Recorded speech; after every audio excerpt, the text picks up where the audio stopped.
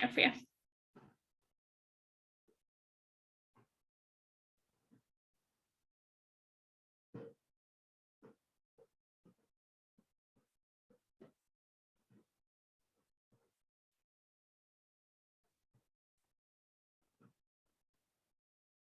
Good evening, everyone. Thank you for joining us. I'm Professor Ying Chong. I'll be doing the webinar this evening. Just waiting for more participants to come on. Just a couple, maybe another minute or two, and then I can start the webinar. So again, for those of you who just joined, thank you for coming to this webinar. I'm Professor Ying Chong, and I'll be doing the information evening today, and thank you for joining me this evening. Was I going to wait for a couple more people to log on, and then we will start. So I hope you all have had a good day.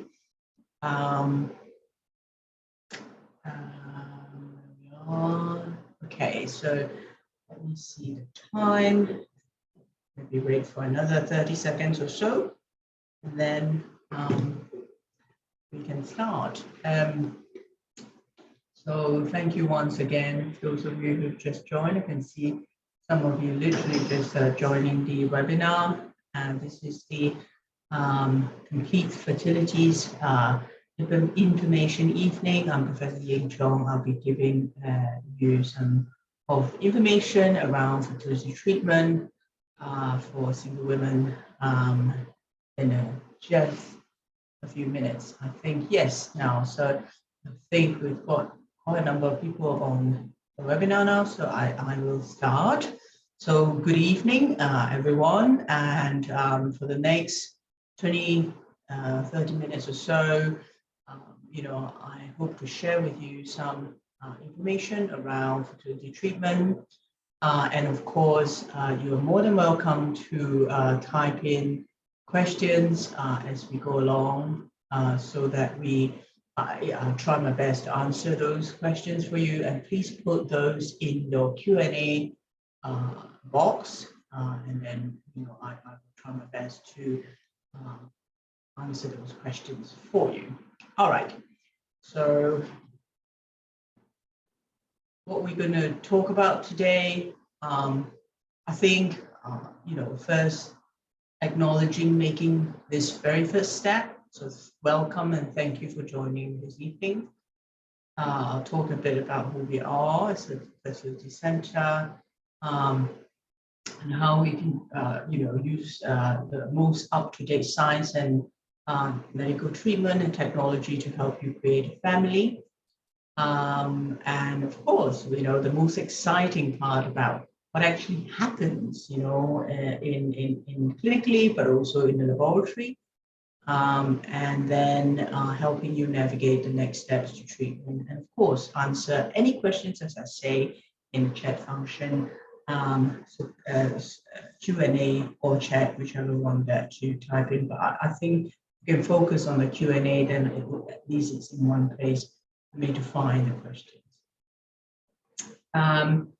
So many of you would have already spent significant amount of time thinking about, when to start a family, and you think, right, I think it's probably now, or that you think, okay, we'll find out a bit more about what actually it entails before making the first step. But whatever it is, you come to the right place. I'll try my best to tell you all about it, so you have some information to go and digest and think about.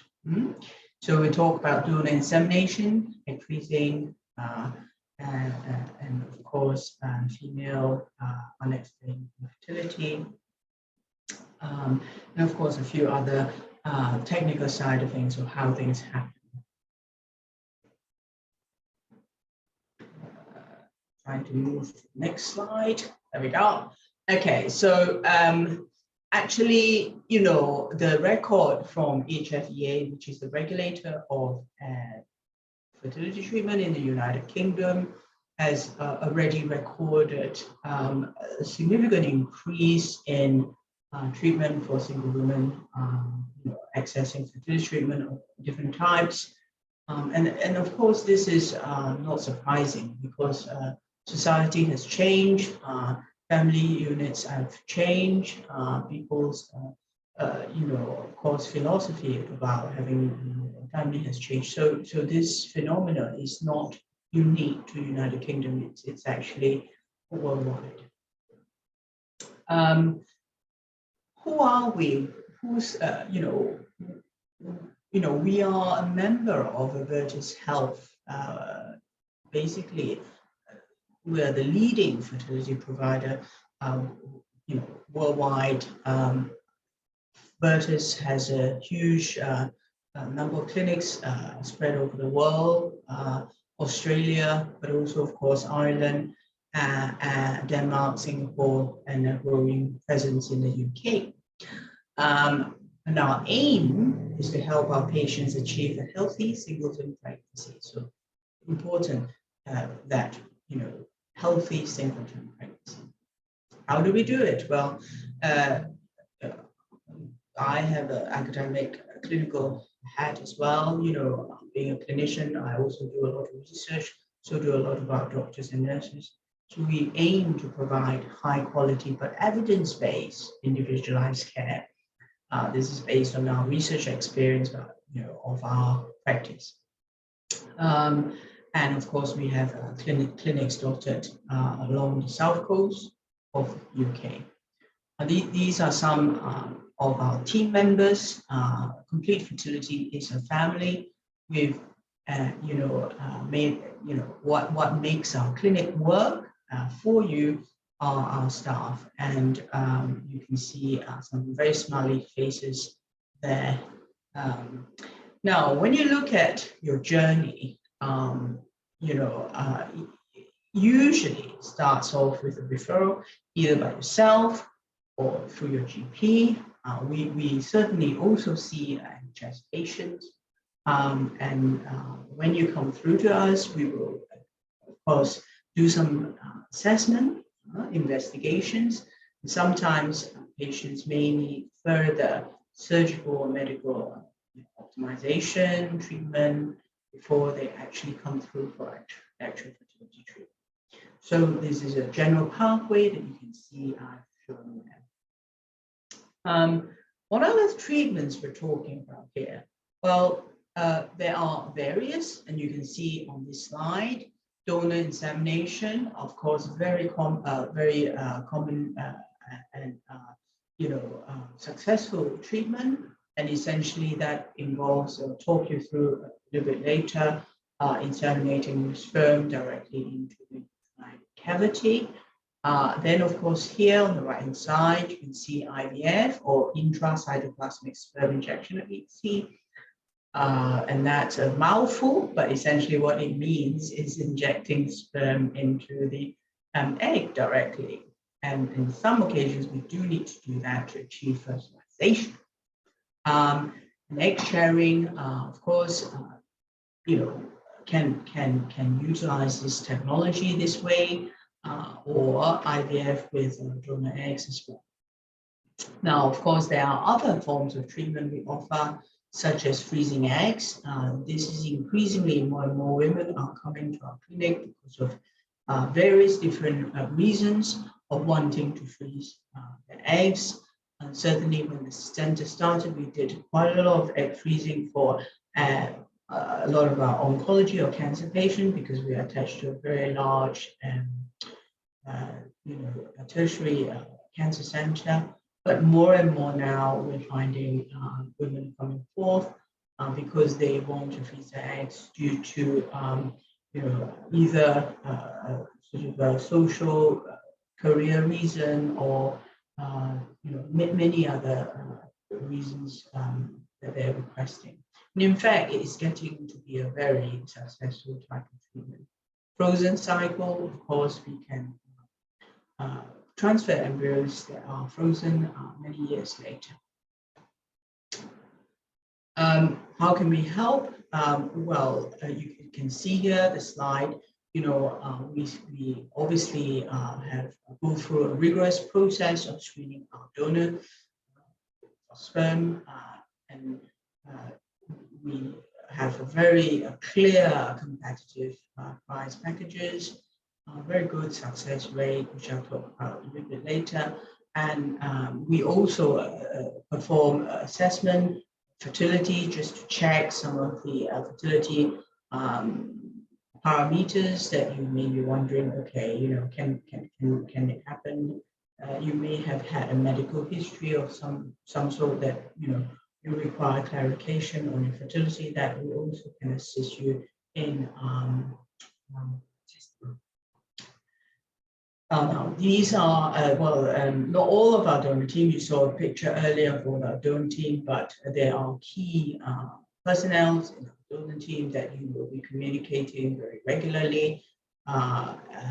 They are crucial in helping coordinate the donation program, and certainly a direct phone line straight to our team pertaining to information around donor treatment. So you might wonder, actually who donates sperm? You might, of course, some women have their own known donors,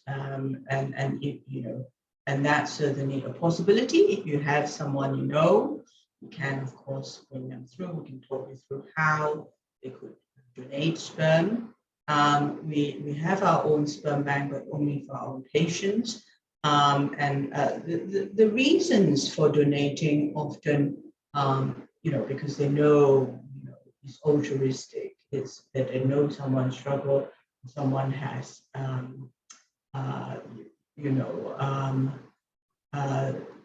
problems that they want to help. And there are obviously numerous donors that you can choose currently to use for your treatment. Now, they come from all walks of life, and they are of all ethnicity. And I often think what is really more telling is the pen portrait, which donor writes. There's, of course, in the UK 10 family rule, of course, because it has to be a limit there, and there is an anonymity law where allows welfare, because of the welfare of the child. Any child reaching 18 years of age may be able to contact the donor, but of course there's no legal obligations in that at all. Okay.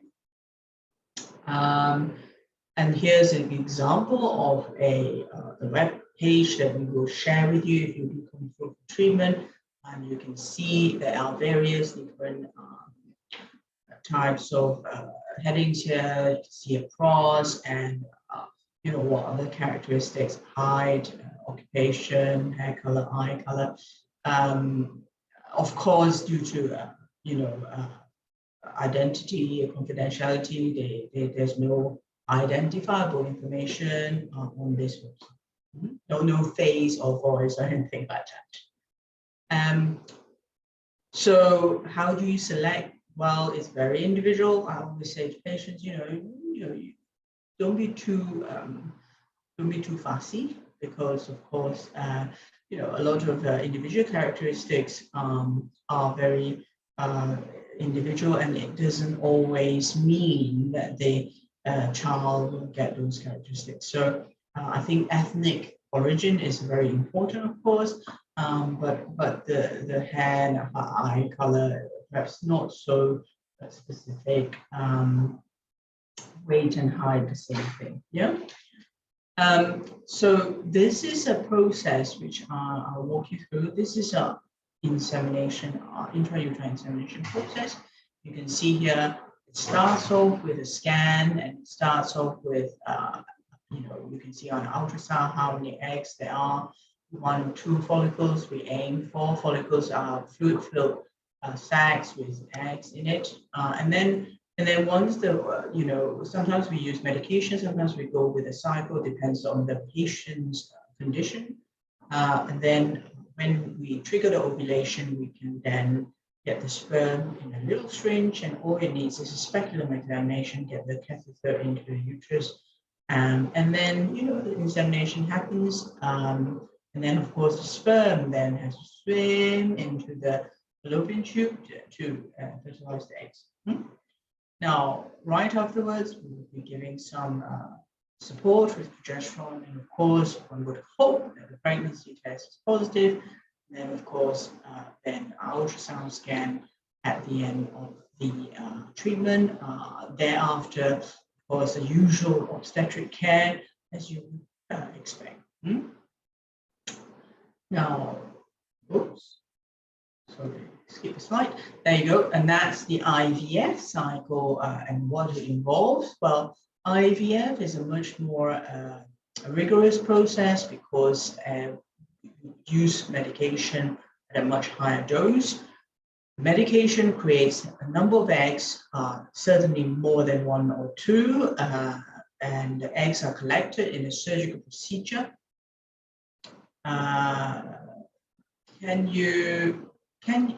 So there is a comment around the sound has gone, but can everybody hear me still? I don't think there was any change in the sound system. If someone can type, okay, all right. Sorry for that. Wonderful. Okay, so eggs are collected, and then you can see this nice, test tube where it goes into a test tube, and a little egg there that is collected. That's there, and then it goes into the laboratory.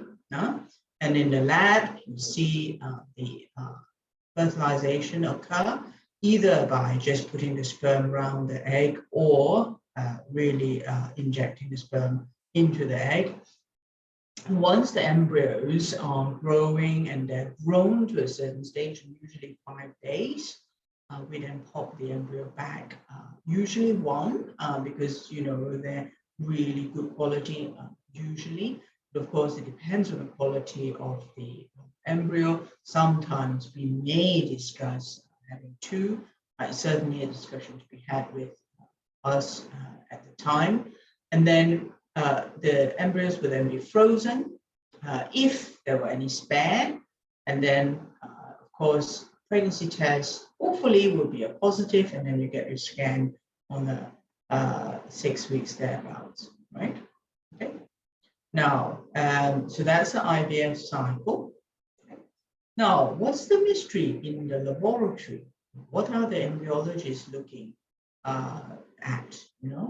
It's really important that the laboratory, we mimic the environment inside your womb. So what we do is we really look after the embryos very carefully using very specialized incubators.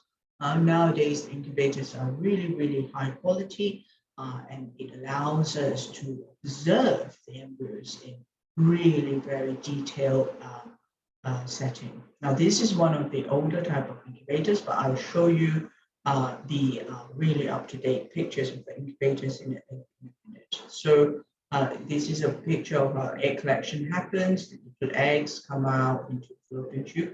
Now, of course, this procedure is done with some anesthetics, sedation.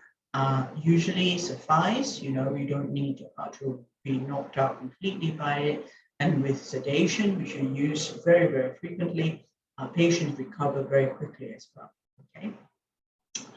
And the sperm preparation here, the embryologist will, of course, if you look, these are sperm heads here. They will look very carefully with the sperm, prepare the sperm,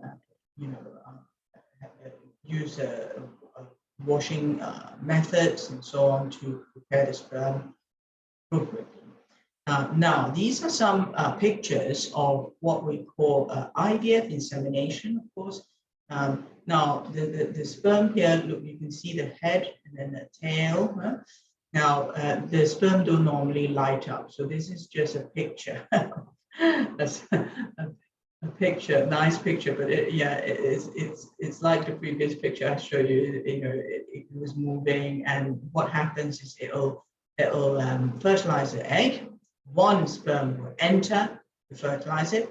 Now, in ICSI, it's very different. So the ICSI process, you pick the sperm, it's there, you inject it, and you leave the sperm in there. That's an intracytoplasmic sperm injection, right? And that's a technique that sometimes is used in this treatment also. Now, let's see if this video works. There we are. You can see there's a sperm in there waiting. Okay, yeah. Right. So the needle is placed carefully in the right position. The pad is holding the egg in place, and the sperm is then injected very, very carefully into the egg, and then, you know, and it'll then be left to do its thing. Can you see it's entering the cytoplasm of the egg? Isn't that fantastic technology? And certainly that's something that there's a procedure that can be done in certain individuals depending on their clinical condition. Right, so here we show you a fertilization process. You know, first the embryo is fertilized. You can see the nucleus splitting, cleavage stage, few cells, maybe about 8. Blastocyst stage, few hundred cells, and then eventually the blastocyst or the embryo actually hatch out. Now, did you know that you hatch out of a shell at some point in time? Huh? Now you know. Huh? We all hatched out at one point in time. Huh? Now, so this is the embryoscope I was talking about, which we now currently use for all our patients. And you can see how fantastic it is. It's a video. You can see the actual scroll through and fro on the video to watch your embryo grow. And obviously, sometimes we need to go to and fro to check the decision of which embryo to put back first. Okay, and you see how this is, of course, fast forward type of a video, but that's the blastocyst forming now. You can see a few hundred cells, and all that happens within 5 days of development. We all went through that stage at one point. So this is another video showing the same, but look, the splitting of the nucleus, and then you form your cells. 4 cells, then it will soon divide into 2 again to form 8 cells, and that's day 3 embryo now. And then in another day, it would be few more cells, and then gradually at 5 days, it's suddenly explode into a few hundred cells, and then form a beautiful, beautiful blastocyst there. You can see fantastic. That's a blastocyst day 5, and that's the type of embryo we aim to put back in you. Now, RI witness system is very, very important, particularly for witnessing. We all know one person looking at something, no matter how careful you are, you can make mistakes. So we've obviously for many years now had adopted the RI witnessing system because it double checks, triple check, quadruple check, so that there is no risk of a mix-up. And of course, this technology is expensive, but we've adopted it because it's priority for us to make sure that these are carefully looked at and no mistakes. So RI witnessing is one of our key investments in our center. Now, embryo transfer, you've got your embryo, put a little catheter in, transfer the embryo, tiny little thing, very carefully with ultrasound guided, and then once the embryo is transferred, it will have to do its own thing. That's we can't do anything then. It will then have to decide to develop. So we do an ultrasound scan to guide the transfer. Any spare embryos, of course, will be frozen, as I said earlier. Now, many patients come to us asking about egg sharing. Now, because they are very, they know someone or they wish to donate to some anonymous recipient because they understand how difficult it is with the journey of fertility treatment. And certainly, if you do wish to go down the egg sharing route, then inquire with our donor team and they'll explain to you what it entails. But essentially, it's a great gift to someone who is unable to have eggs. But not everybody can share their eggs. You have to go through some rigorous investigation to make sure that you are able to share eggs.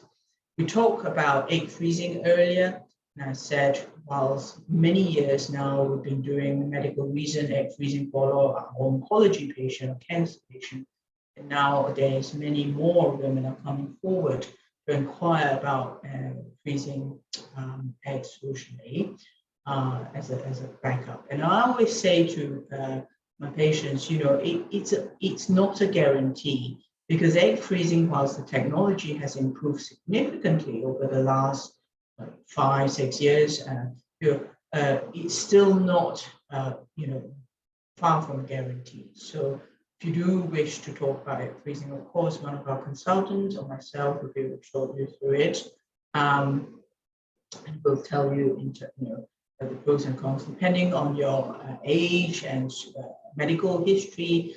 What are the prognosis of the frozen eggs? Counseling is an absolute key and integral part of fertility treatment. If you are coming through using donor gametes, of course, it's compulsory because that's just a requirement by HFPA. But apart from that, counseling is crucial and integral part of our fertility treatment, because fertility treatment is anxiety causing and it is stressful, no matter what, and so we always encourage our patients to, obviously, CD, talk to her whilst you're going through your journey, just so that it helps you deal with the stress and anxiety. And fertility treatment is not always good news. In fact, sometimes, we could say that the bad news is more often than the good news because of the success chances or odds, So the support also is important for dealing with that. Because we also, we know and we understand that psychological burden, stress for going through treatment, no matter how equipped you are and how easygoing a person you are, going through a fertility treatment is stressful. So we have invented a MediEmo app, which is evidence-based, based on psychological theories. And we have been using it now for quite a number of years, and many of our patients, it helps with reminding you what to take medication-wise or injection, when to take it. You can swipe it off, of course, once you've done it, but also it has coping strategies within it. It's passive, its coping strategy is passive, but if you use it, that's been shown to be very useful psychologically in helping with management of the journey. We also, of course, have support groups which you can inquire with our center. And we used to run a buddy system, but I think currently we do provide some patient support board, but keep an eye out for the website around the buddy support. There are also, of course, fertility programs that are financing help. One of it is Access Fertility Program. And you can see here there's a refund program, there's a multi-site program depending on what sort of treatment you want to go through, and that's for IVF. And our finance team will be more than happy to talk to you more about this if you wish. Success rate, of course, the 2019 success rate, this is HFEA data. You can see, apologies if it's slightly blurry, but all the results are on the website, and we are certainly on target with the expected success rate. We are also very, very delighted to be certainly above national average in terms of the pregnancy rate per treatment cycle. And as you can see here, our data. What does the HFEA say? HFEA are the Human Fertilization Embryology Authority, and they inspect all the clinics in the UK and provide accreditation and so on. And we're delighted that they are delighted with our service. So I will not read line by line, but I hope you have got the gist of what I've been talking to you about in terms of why Complete Fertility Center, because I think most of our patients are, very grateful for the friendly support that we provide them along with the journey of the treatment. We understand that the treatment is not going to be easy peasy, and we provide all we can to support their care. Some of the pictures are here. We used to run a physical, evening, but obviously with COVID, everything's gone online. So I can't walk you through the clinic as a tour, but some of the pictures are here. You can see the recovery room, light and airy, some of the waiting areas, the laboratory, the clinic room, and so on and so forth. And you will obviously see this if you do come along to have treatment with us. And here, there's the some of the remarks from feedback from patients. And we are totally grateful for our patients that have gone through the journey. Some of them totally delighted babies come back to visit us, and some of them didn't quite make that success, but are still very grateful for our help and support through their fertility treatment. So I think this is the end of my slides. So I will be very happy to take now questions in the chat box or in the Q&A. Happy to do that. Now, there was a question here about success rate for a 44-year-old. Now, we have, as Complete Fertility, a reputation for being very straight in terms of telling about success, because we feel it's important to facilitate your understanding. And if the prognosis was poor, we need to be able to communicate that at an early stage. Not that we are giving up hope, but that the information is accurate for our patients. So the prognosis or success rate at 44 is actually below 5%, right? 5%, but pending various different fertility factors. There is a certain way we can look at the prognosis with inputting all the factors in. But essentially at 44, using your own eggs, the prognosis is actually very poor. Now, compared to someone in under 37, the prognosis, of course, with say donor treatment, with IVF, for example, can be as high as 40–50%. But at 44, because the egg quality issue, primarily the egg quality is going to be quite poor, and the prognosis is no more than 5% in a cycle of IVF. Yeah, that's the statistics. So there are a few more questions here, and actually one very good question. A lot of patients ask, how do you make a decision between IUI versus IVF? It's very personal, but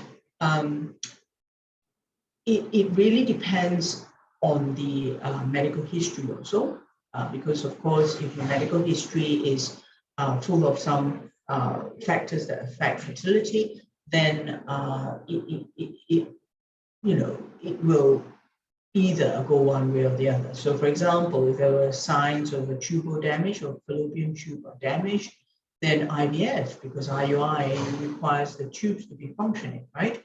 But if it's all things being normal and everything is perfect, no issues with the tubes, no issues with the womb, uterus scans are fine, then IUI would be a better option, potentially because it's cheaper, but also less medication. But of course, the success rate with IUI, because it depends on the sperm swimming to the right place, is always going to be lower than IVF. IUI success rate is probably at the maximum 20%, 1 in 5, right? Usually 1 in 6, 15%, right? With IVF, of course, because we're putting the embryo, which is already formed, I'll show you the picture earlier, blastocysts is already 5 days of development, all fertilized already, putting into the womb. Then, if it's a healthy individual, no issues with fertility, the success rate could be 50%, right? But of course, IVF is much more invasive. You saw it. I show you there's egg collection, there's a surgical procedure, there's anesthetics, more drugs, more monitoring. So there's that question around whether, it's a pros and cons that you have to individually decide. Now, obviously, the lower intensity treatment, by right in logical thinking, should be tried first, rather than going straight in for the very invasive treatment. But nowadays, we see there's a lot of individual choices due to their own circumstances. So when you come and see a consultant, one of our consultant or myself, we obviously discussing that with you and seeing whether you're more suited to one treatment or the other. Right? How much does IUI cost? There's a question here. In general, if you think, it depends on whether you're going to use donor sperm and so on. If you're going to use donor sperm, you need to add in the donor sperm cost. And in general, depending on whether you purchase a donor sperm in 1 cycle treatment or 3 cycle treatment, they're all very different. But actually, without this donor sperm, if you add in medication, IUI, you're probably looking at about £1,500. But the precise costing will be worked out with all our patients coming through, of course, because then we know what they require, drug dose, all that will vary. And then, but the actual basic cost you can see on our website, or you email info@completefertility.co.uk and you explain circumstances. We can give you a rough guide. It won't be accurate until the time point where we know precisely what you need. Now, there is also another question here. I'm 33 and I was wondering, would my chances of having a baby decrease every year?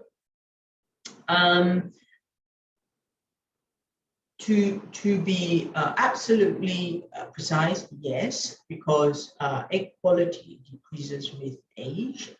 However, it's not a cause for panic because, at 33, clearly, your fertility is still, assuming all factors are normal, fertility will still be very good. I mean, you're not going to wake up tomorrow at 34 and find that your fertility is totally plummeted. It doesn't happen like that, right? Biology takes time. And so you will see that fertility success rate or chances of conception rate usually are in age brackets, right? So under 37, over 37, over 40 or 41. The biggest fall in fertility in terms of prognosis for IVF is actually seen at about 40 crossing over to 41.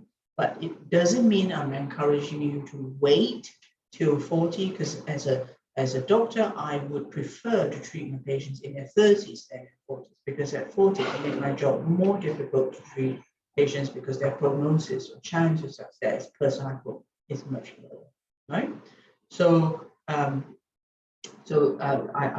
hope that answers your question here. And I'm just looking for any other questions. Some of the other more common questions, is about what supplements should I take?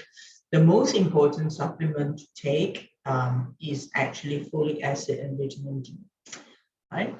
Because folic acid is important and has been shown by evidence to reduce neural tube defect.